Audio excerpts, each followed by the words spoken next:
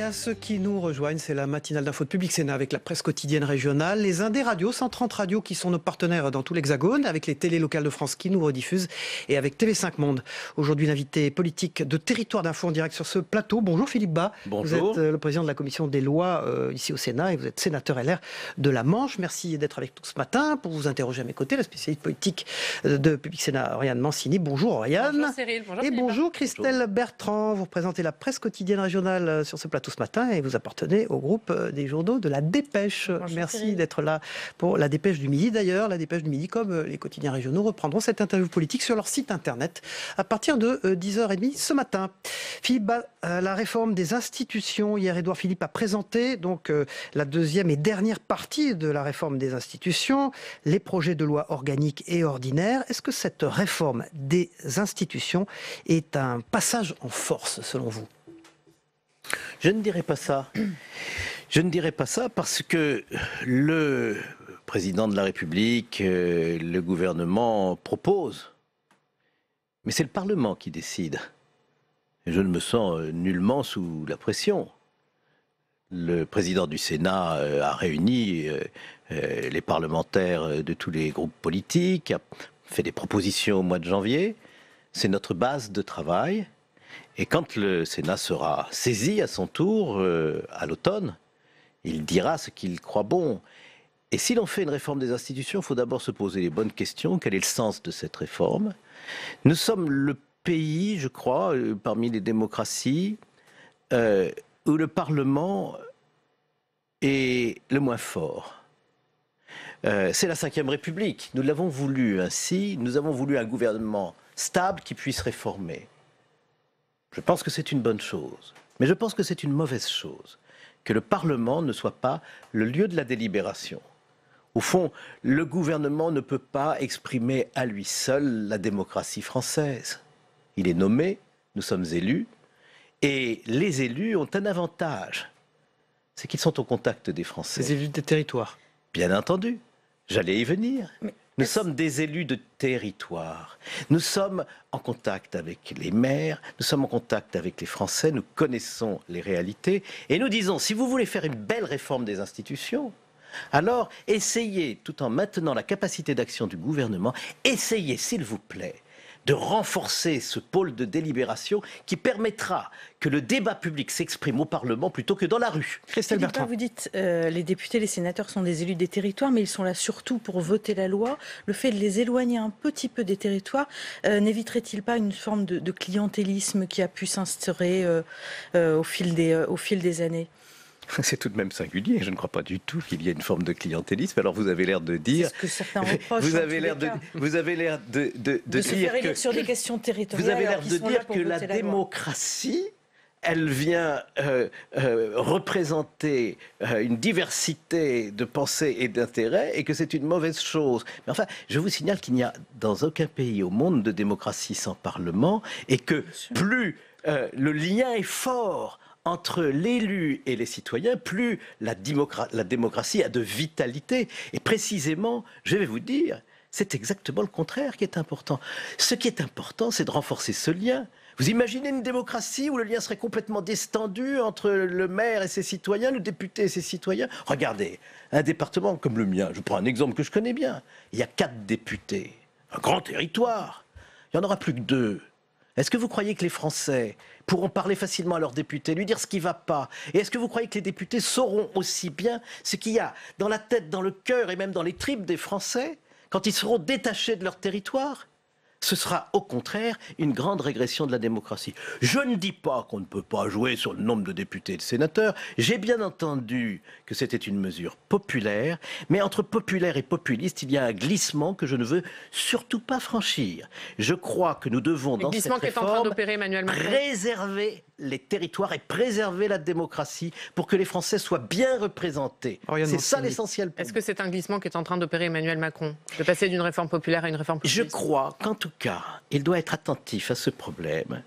Il ne peut pas à lui seul incarner, représenter la démocratie française. Nous sommes un pays de 66 millions d'habitants. Il y a une grande diversité. Au fond, le président de la République, il est élu par une majorité, c'est très bien, c'est notre système. Le Parlement représente, lui, tous les Français et pas seulement ceux de la majorité. Et le Sénat en particulier, qui est l'Assemblée démocratique des territoires, représente également toutes les sensibilités géographiques de notre pays si variées, si riches. Et il est à même de dire, face aux réformes, je veux aller dans le sens de la réforme, mais je veux prendre en compte tous les points de vue. Ça, c'est la démocratie. Est-ce que l'ancrage départemental doit être inscrit dans la Constitution ?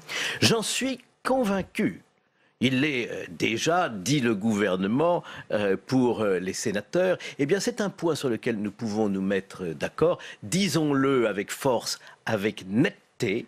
On ne peut pas faire des élections qui détachent les élus des territoires et qui empêchent les Français d'accéder à leurs députés et leurs sénateurs. À cet égard, j'attire l'attention sur quelque chose qu'on ne dit pas assez. La proportionnelle, moi je suis contre en général.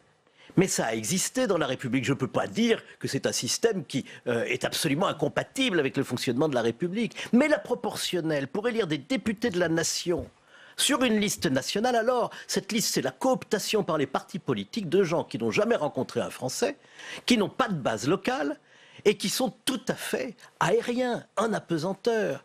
Tout ce qui décroche les élus du lien si fort et nécessaire, du lien démocratique entre les Français et leurs représentants est une mauvaise chose. Je ne veux pas d'élus qui soient de purs apparatchiks choisis par un petit groupe de dirigeants politiques d'un parti qui habitent tous dans les grandes villes. Je n'ai rien contre les grandes villes. Heureusement que nous avons cette force dans nos territoires. Mais enfin, il faut que l'élu, il ait une parfaite adhérence avec le pays, avec les territoires, qu'il soit à l'écoute, qu'il soit à la rencontre, qu'il ne soit pas tout simplement décroché dans une forme d'entre-soi partisan et politique au plan national. Hors seul. Gérard Collomb a confirmé son souhait de voir le Sénat entièrement renouvelé en 2021. Est-ce pour vous une ligne rouge ? Est-ce que vous comprenez cette volonté ? Nous n'avons en tout cas, vous pouvez le vérifier, jamais entendu parler de ça jusqu'à la semaine dernière. Et donc, on ne peut pas dire, puisque, à juste titre, le président de la République souhaite mettre en œuvre son programme, que ça fasse partie de son programme. Alors pourquoi avoir sorti ça du chapeau à la dernière minute ? Mais pour une raison très simple. Au fond, vous savez, le Sénat, c'est la continuité. On ne s'excite pas au Sénat, il n'y a pas les débats enflammés, polémiques qu'on peut trouver parfois à l'Assemblée nationale. C'est plus chaud à l'Assemblée nationale. Là, c'est une chambre de sagesse, de réflexion qui défend les libertés. C'est un contre-pouvoir, mais un contre-pouvoir qui ne fait pas obstruction, qui écoute, qui est prêt à avancer. Les luttes sont plus feutrées. Et au Sénat, mais même à l'époque des socialistes, nous avons voté 75% des textes. Parce qu'on nous a écoutés, qu'on a amendé. Donc, si je vous dis ceci, c'est que une des raisons pour lesquelles le Sénat, ça marche comme ça et ça apporte dans la République quelque chose de tout à fait particulier qui vient tempérer un peu les emportements de l'Assemblée nationale. Si ça marche comme ça, c'est parce que le Sénat, il est renouvelé par moitié, pas d'un seul coup.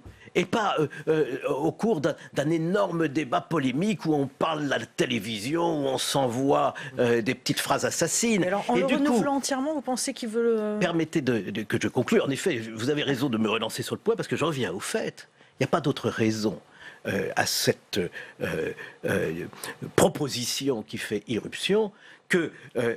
de faire des élections sénatoriales permettant de remplacer tout le Sénat après les élections municipales. On sait que les élections municipales déterminent la composition du Sénat. Et l'idée, au fond, que je vois, et dont je suis vraiment navré, c'est un président de la République qui est tout puissant.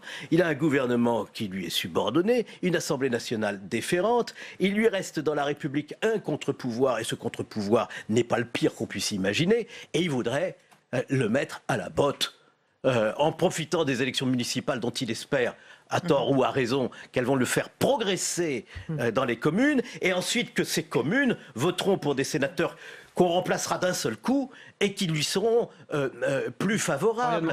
C'est de la politique politicienne, il faut le dénoncer, et de toute façon, cette disposition ne peut entrer en vigueur que sur une décision du Sénat lui-même. Pour finir sur ce sujet, Philippe, est-ce que selon vous, vu de ce que vous nous dites, un accord entre le Sénat et le gouvernement est encore possible ? Ah oui, ça, si vous voulez, j'observe ça avec une pointe de malice. J'ai bien compris ce qui se passait. Au fond, le gouvernement charge la barque pour se mettre, comme on dit, dans le business, en position de négociation. J'ai dit, écoutez, ne soyons pas puérils, nous sommes entre adultes, nous avons des choses qui sont possibles. Vous aurez de la part du Sénat un plein concours quand il s'agira de rendre plus indépendante la justice par la nomination des procureurs. Vous aurez un plein concours quand il s'agira de renforcer les pouvoirs du Parlement. Vous aurez une discussion possible sur le nombre de députés et de sénateurs, mais ne bridez pas le pouvoir d'amendement du Parlement, ce serait vraiment tout à fait à l'opposé de ce qu'il faut faire, et puis ne prenez pas des mesures qui sont des mesures de pure agression, qui sont complètement inutiles. Respectez les équilibres fondamentaux de la Constitution. La Constitution, c'est vraiment ce que nous avons en commun entre Français, ce sont nos droits, c'est la séparation des pouvoirs, on ne peut pas balayer tout ça. Philippe Bas, autre sujet sur lequel vous vous êtes beaucoup investi, les questions de terrorisme, Christelle Bertrand. Oui, vous avez semblé prendre vos distances avec Laurent Wauquiez sur ce sujet-là récemment. Pour quelles raisons est-ce que vous avez trouvé ces positions un peu radicales lors du dernier attentat ? Je vois à quoi vous faites allusion. Je n'ai pas pris de position politique particulière vis-à-vis de tel ou tel. J'ai vu qu'il y avait un débat sur la manière dont on pouvait améliorer l'efficacité de ce fichier qui permet la surveillance d'un certain nombre d'individus qui n'ont pas commis de crime ni de délit, sinon ils seraient renvoyés devant le tribunal, mais qu'il s'agit de surveiller. Et j'ai pensé à la lecture de beaucoup d'articles de presse et en entendant les uns et les autres qu'il fallait éclairer ce débat. Alors j'ai dit, eh bien écoutez, on va mettre des gens de tous les partis politiques au Sénat, on va désigner un rapporteur qui est un très grand juriste, mais aussi très soucieux, c'est François Pillet, des libertés publiques, mais aussi de la lutte contre le terrorisme, et on va mettre à plat le système. Et puis on va faire nos conclusions, mais on va le faire très rapidement. Nous, on est une chambre de réflexion. On ne réagit pas au lendemain d'un attentat en fonction de l'actualité. On veut l'efficacité. La réforme ferroviaire, Oriane Mancini. Oui, la réforme ferroviaire, puisque le Sénat a examiné hier en commission cette réforme ferroviaire, au moment où 95% des cheminots se sont prononcés contre. Édouard Philippe recevra les syndicats demain. Au Sénat, les inquiétudes portent particulièrement sur les questions d'aménagement du territoire. Est-ce que vous craignez, Philippe Bas, que ce soit les territoires ruraux qui pâtissent de cette réforme? Alors, en tout cas, on a déjà obtenu quelque chose de très important, parce que le rapport qui est à l'origine de cette réforme prévoyait la fermeture des lignes locales qu'on appelle vraiment, avec beaucoup de mépris, des lignes secondaires. Eh bien, je vais vous dire, ces lignes secondaires, elles sont principales pour des millions de Français de nos territoires ruraux. Elles sont, pour l'instant, sauvées, et ça, c'est l'action du Sénat.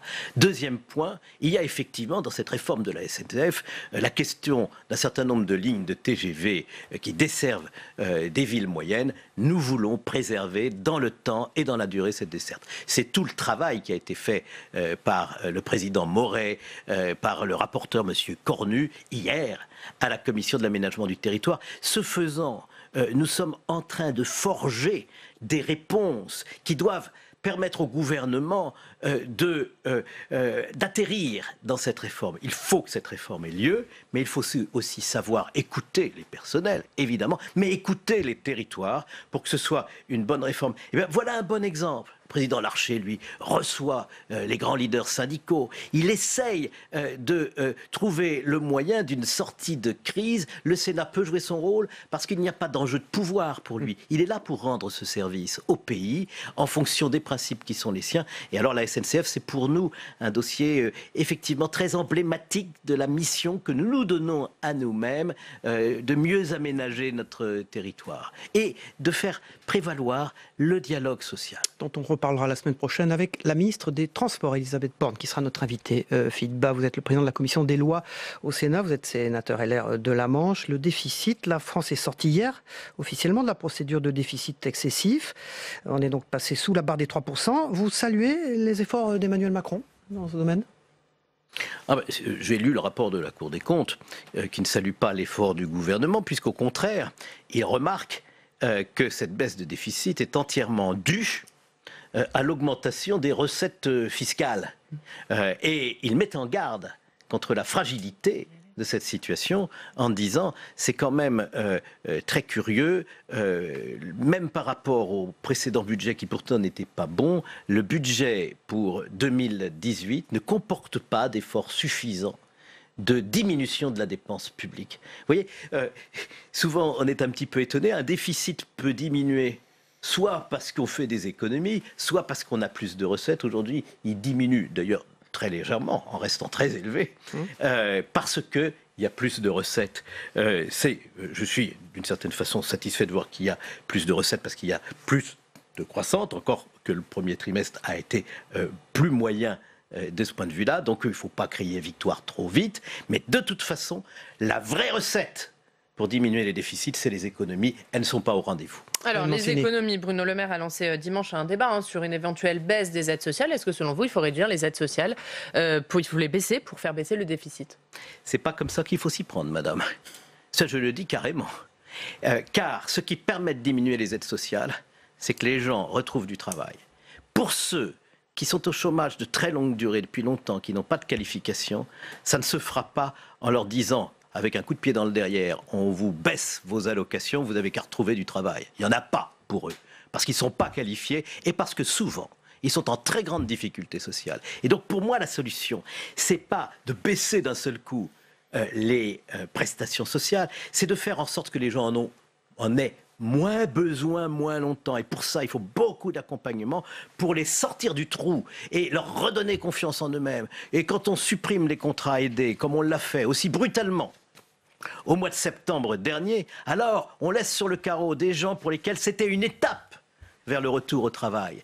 Et je crois vraiment que notre réflexion, elle ne doit pas être brutale, elle doit dire oui, nous sommes un pays où il y a trop de RSA, parce que nous nous débarrassons du problème de la pauvreté en payant et non pas en accompagnant les gens suffisamment pour qu'ils s'en sortent. Je veux une politique sociale ambitieuse qui aide les gens à s'en sortir, à reprendre le chemin du travail, à se soigner quand ils en ont besoin, à régler leurs problèmes de logement et leurs problèmes familiaux. Et à ce moment-là, vous verrez qu'on baissera les prestations sociales. Philippe Bas, venons-en à votre famille politique. David Douillet a annoncé ce matin qu'il arrêtait la vie politique parce qu'il est en désaccord avec Laurent Wauquiez. Il ne le trouve pas assez rassembleur. Qu'en pensez-vous? Vous disiez il y a quelque temps, l'important c'est de rassembler.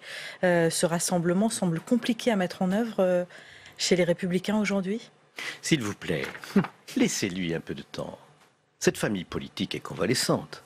Elle a perdu les élections présidentielles et les élections législatives. Je vous fais pas un scoop. Laissez-lui le temps de se redresser. Laurent Wauquiez est un homme intelligent. Sa ligne est rassembleuse. C'est un homme de grande culture. Je souhaite, pour ma part, qu'il ait une ligne plus rassembleuse, en effet. Je souhaite qu'il reste dans la tradition de l'UMP fondée par Jacques Chirac, qui a rassemblé les centristes et les gaullistes, parce qu'ils ont considéré, il y a 15 ans, qu'il n'y avait plus de différence fondamentale entre eux. Nous ne devons laisser dans le redressement de cette famille politique personne au bord du chemin, et nous devons faire aussi en sorte que le travail programmatique se fasse, non pas à la petite semaine, en fonction de l'actualité, mais qu'il se fasse dans le moyen terme. Rentrons d'abord en nous-mêmes, réfléchissons à ce que nous voulons proposer aux Français, prenons le temps d'observer ce qui se passe dans le pays avec les réformes qui sont accomplies, voyons ce qui ne va pas et apportons des solutions à ces problèmes. Merci Philippe Bas, président de la Commission des lois ici au Sénat, sénateur LR de la Manche, d'avoir été l'invité politique de Territoire d'Info. On va passer au débrief de l'actualité et de vos propos dans un instant. Merci à vous.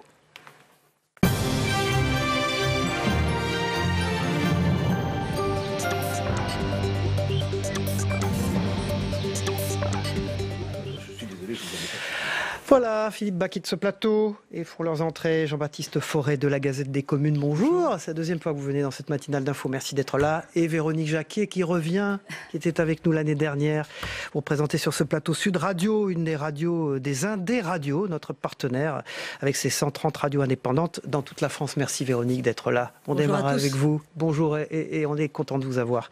On commence avec la réforme des institutions, cette réduction du mandat des députés et des sénateurs. Alors, Philippe Bas a prononcé une phrase ce matin sur ce plateau. Il a dit, Véronique Jacquier, c'est populaire, je le sais, cela ne doit pas être populiste. Vous avez entendu ?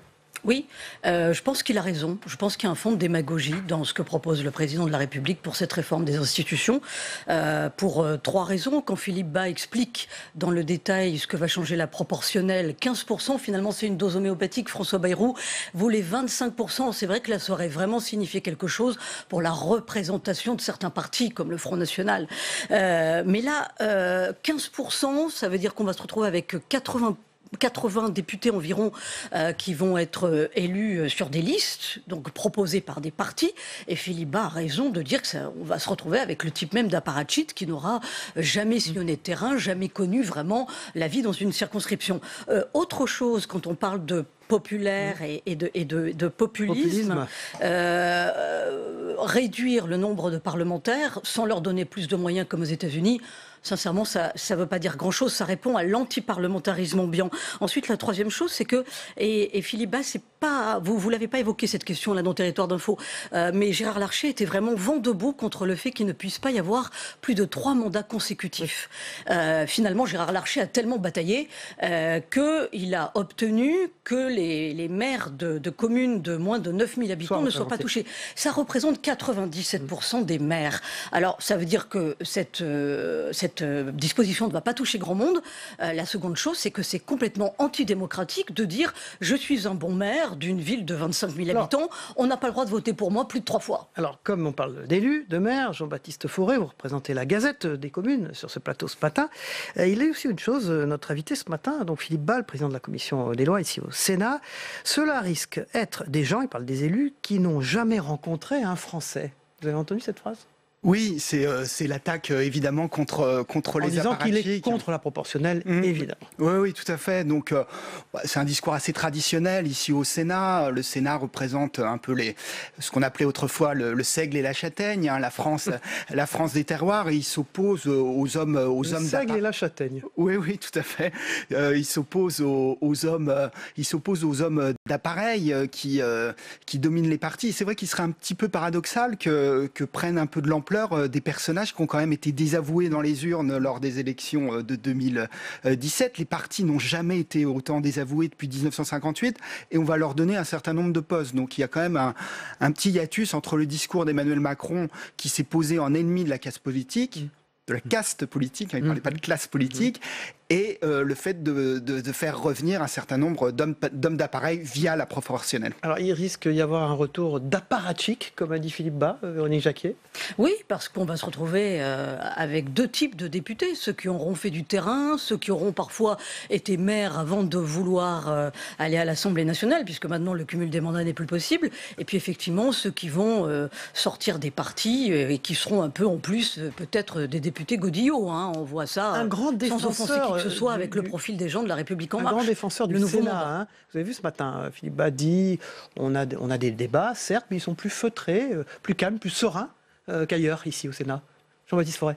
Oui, alors Philippe Bas est l'archétype du sénateur. Hein. Il n'aime pas les grandes passions, les grandes tempêtes. C'est justement pourquoi il s'oppose au renouvellement intégral du Sénat. C'est ce qui est prévu dans les projets de loi du gouvernement. C'est quand même une mauvaise manière faite au Sénat qui n'aime pas que tout soit décidé en une seule fois. Et du coup, là, Philippe Bas joue vraiment cette carte-là. Alors, auprès de l'opinion, je ne suis pas certain que ce type d'argument prenne. Hein. C'est vraiment un débat d'initié, là. Alors, sur la politique, Véronique Jacquier, votre spécialité aussi, hein, vous présentez d'ailleurs le journal de Sud Radio le soir à 18h. Vous avez entendu ce qu'il dit sur Laurent Wauquiez, qui est le chef de son parti, hein, des Républicains. Il faut lui laisser du temps, il est intelligent et cultivé, au fond il y arrivera. Oui, de toute façon, les Républicains n'ont pas le choix, hein. C'est quand même leur chef, il a été élu. Alors après, évidemment, dans les coulisses, on dit, enfin certains disent qu'on attend qu'une chose, c'est que Laurent Wauquiez se casse la figure. On voit maintenant poindre quand même Marion Maréchal Le Pen, hein. On verra si c'est une étoile montante. Elle est en train de monter son parti, on lui prête évidemment beaucoup d'avenir, même si pour l'instant elle est en retrait de la vie politique. Mais ce que je veux dire, c'est un atout pour Laurent Wauquiez. C'est un atout pour lui d'être soutenu par des personnalités comme Philippe Bas. Oui, enfin, oui, de toute façon, il va aller jusqu'au bout de ce qu'il peut faire et il est quand même regardé avec sérieux à l'Élysée. Enfin, je veux dire, c'est quand même un adversaire sérieux, même s'il doit encore gagner des points. Laurent Wauquiez dit lui-même, j'ai de toute façon 3 ou 4 ans pour reconstruire la droite, pour être une véritable opposition. Bon, on verra. C'est vrai, pour l'instant, son discours est un peu caricatural. Hein. On l'a vu, notamment sur le terrorisme. Bon, mais enfin... Je repose la question autrement à Jean-Baptiste Forêt. Le Sénat, donc zone de modération. Laurent Wauquiez n'est pas vraiment dans la modération. C'est une bonne chose qu'il ait le président de la commission des lois au Sénat qui le soutient. Je ne suis pas sûr que ça suffise, hein, parce que Philippe Bas rappelait les mannes de l'UMP, c'est-à-dire l'union entre... Chirac. Oui, c'est ça, c'est un chiracien historique, hein, Philippe Bas, puisqu'il était secrétaire général de l'Élysée sous Jacques Chirac. L'UMP, c'était l'union des centristes, des gaullistes, des démocrates chrétiens, enfin de toutes les droites républicaines. Là, on n'en est plus là. Enfin, il y a eu quand même le phénomène Macron. Macron a quand même piqué un certain nombre de parts de marché du côté des centristes et des démocrates chrétiens. Et aujourd'hui, la question, elle se pose plutôt vis-à-vis du Front National. Est-ce que Laurent Wauquiez fera ce qu'a fait François Mitterrand dans les années 70 ? Est-ce qu'il s'alliera au Front National pour emporter la mise face à Emmanuel Macron ? C'est ça la question. Merci beaucoup Jean-Baptiste Forêt de la Gazette des Communes. Merci beaucoup Véronique Jacquier. On va vous retrouver, je le sens, sur ce plateau d'ici peu. Vous présentez le journal de 18h de Sud Radio, une radio des Indés Radio, notre partenaire avec ses 130 radios sur tout le territoire français. Merci beaucoup d'être revenu dans Territoire d'Info. Vous nous manquez. Tout de suite, le Zap Monde, c'est l'essentiel de l'actu dans le monde avec notre partenaire TV5 Monde. Ce qui s'est passé cette nuit, on le regarde ensemble.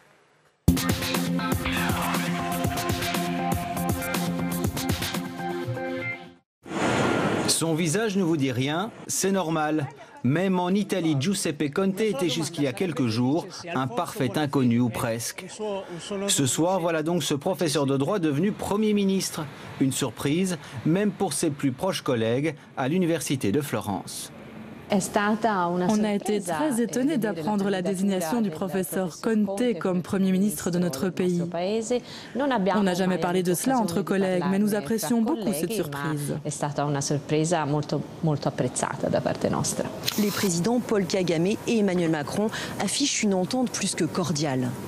Le sujet tant attendu de la complexité des relations concernant le génocide des Tutsis a été abordé. Les deux hommes ont bien l'intention de surmonter ce différend. Le président Emmanuel Macron a annoncé vouloir poursuivre le travail de déclassification des archives déjà engagé. Paul Kagame n'a pas caché sa joie de reprendre les partenariats avec la France, avec les nouvelles technologies, le numérique et l'innovation au cœur de leurs échanges. Elles sont 10 infirmières à se déplacer dans les zones rurales du nord du pays pour dispenser des soins gratuits aux enfants, mais aussi aux mamans. Santé, sexualité, planning familial, contraception et avortement. Une procédure médicale que la Maison-Blanche ne veut plus financer. L'ONG a donc perdu son financement américain, soit 1,25 million de dollars en moins pour le Burkina Faso et des dizaines de millions d'autres à travers le continent.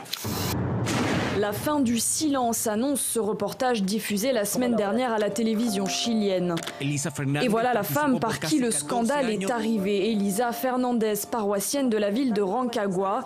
Aux journalistes, elle révèle l'existence d'un groupe de 17 prêtres qui se fait appeler la famille.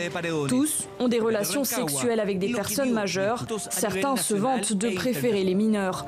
En septembre 2017, Elisa Fernandez se crée un faux compte Facebook où elle se présente comme une mineure de 16 ans. Rapidement, l'un des prêtres lui envoie des photos suggestives. Elisa Fernandez affirme avoir rapporté ces faits à l'archevêque de Rancagua dès 2017, mais aucune enquête n'est lancée. 4 jours après la diffusion du reportage, la ville annonce la suspension de 14 prêtres.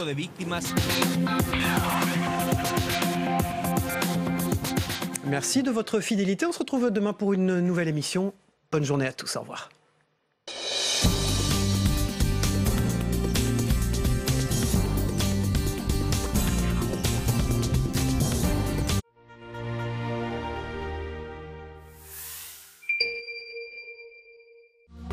Chaque soir en direct, l'information du jour débattue par 4 invités.